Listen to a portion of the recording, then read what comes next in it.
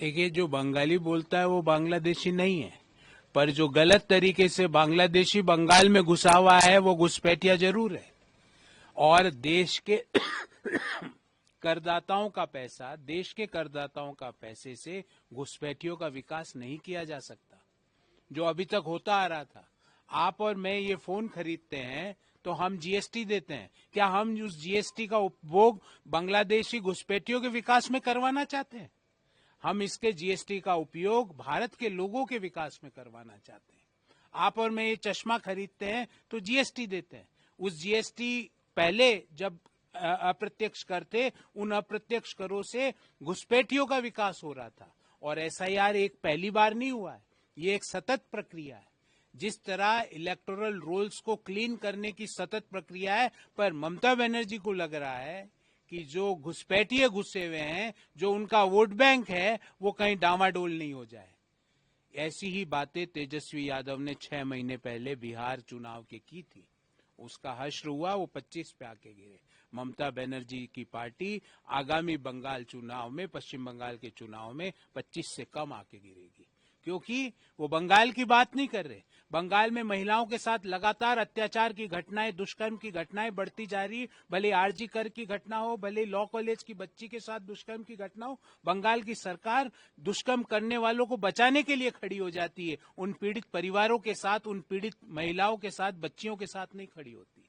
तो ममता बनर्जी जी, हर बंगला बोलने वाला बांग्लादेशी नहीं है, पर गलत तरीके से भारत में बांग्लादेशी घुसावा घुसपैठिया बांग्लादेशी है, और उन्हें चिन्हित करके भाग रहे हैं। वो सैकड़ों की संख्या में वो भाग रहे हैं एसआईआर प्रक्रिया के शुरू होने के भय से। तो आप में भी वही भय है कि आपको अपनी हार सामने दिख रही है, तो आप इस तरह की बातें कर रही हैं। सर, आज मस्जिद के लिए पब्लिक फंड इकट्ठा करने का प्रयास किया था और कहीं ना कहीं इसका तीव्र विरोध सरदार वल्लभ भाई पटेल ने किया और तब ये रुका।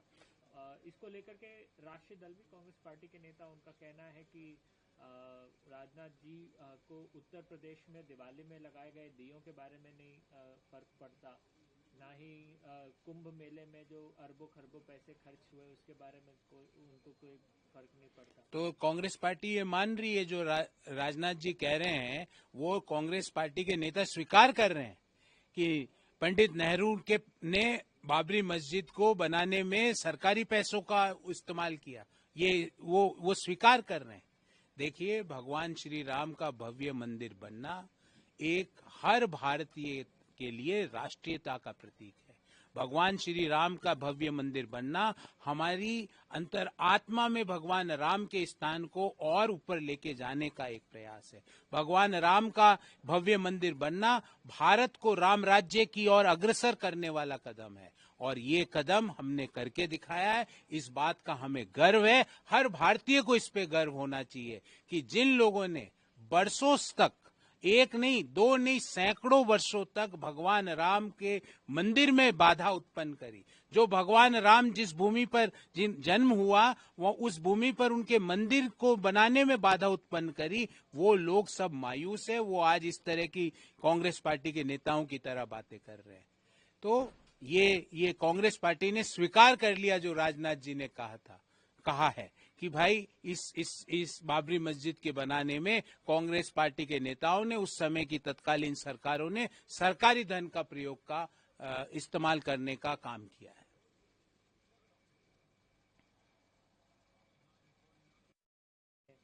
हम कितना बर्दाश्त करेंगे, मुसलमान कितना बर्दाश्त करेगा? अब वक्त आ गया है कि जिहाद करना जरूरी है। देखिए, यही तो जिहाद करना है तो आप शिक्षा के लिए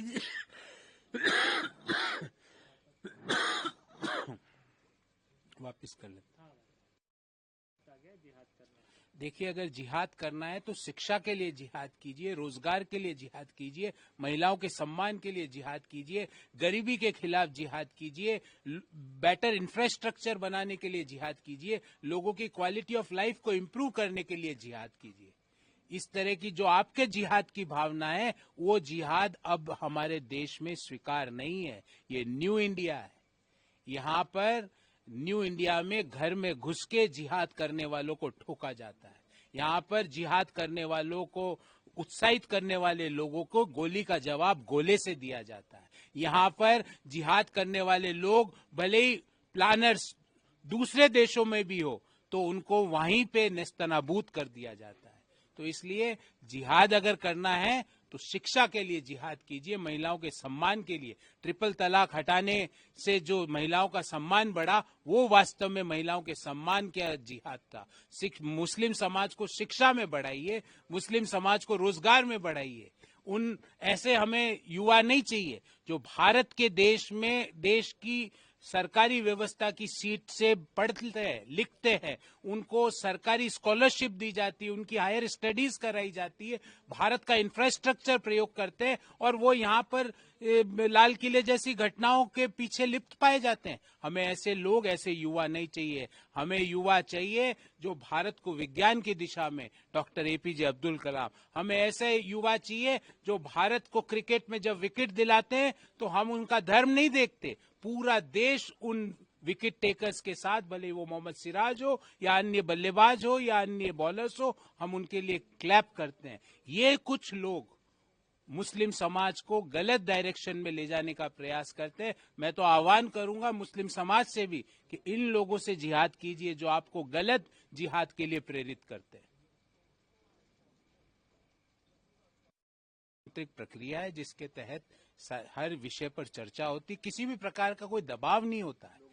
ये एक तरह से लोगों से वार्ता करना, पार्लियामेंट का मतलब ही इश्यूज पर डिबेट करना, डेलिब्रेट करना, डिस्कस करना और डिसीजन लेना है।